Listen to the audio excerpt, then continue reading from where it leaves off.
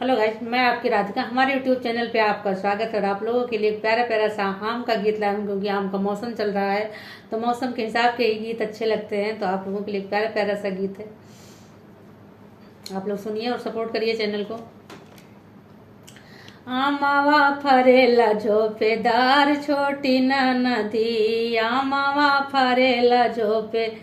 दार छोटी नदी, आमावा तोड़ा न भेजो लहुरा देवरवा, आमावा तोड़ा न भेजो लहुरा देवरवा, लहुरा देवरवा ओ लहुरा देवरवा, चढ़ी गवा सैया यार छोटी नदी, चढ़ी गवा सैया यार छोटी नदी, आमावा फरेला झोपेदार छोटी नदी, आमावा फरेला झोपेदार छोटी नदी, आमावा को बीनी बीनी भरली डलरिया, आमावा को बीनी बीनी भरली डलरिया, बेची आई हटवा बाजार छोटी नदी, आमावा फरेला झोपेदार छोटी नदी, आमावा फरेला झोपेदार छोटी नदी, आमावा के दामावा लगाव रहिया बटोहिया,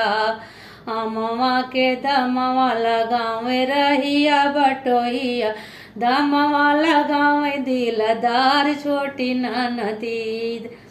दामावा लगाव दिलदार छोटी नदी, आमावा फरेला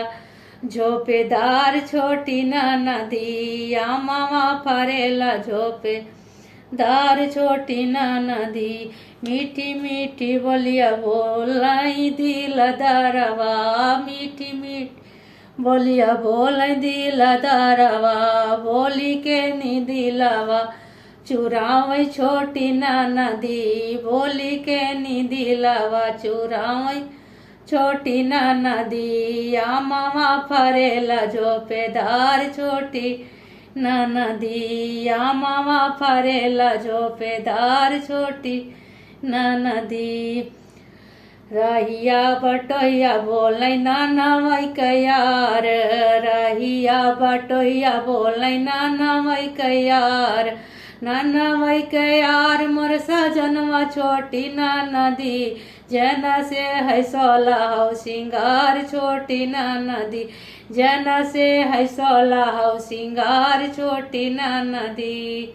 आमावा फरेला झोपेदार छोटी नदी, आमावा फरेला झोपेदार छोटी नदी।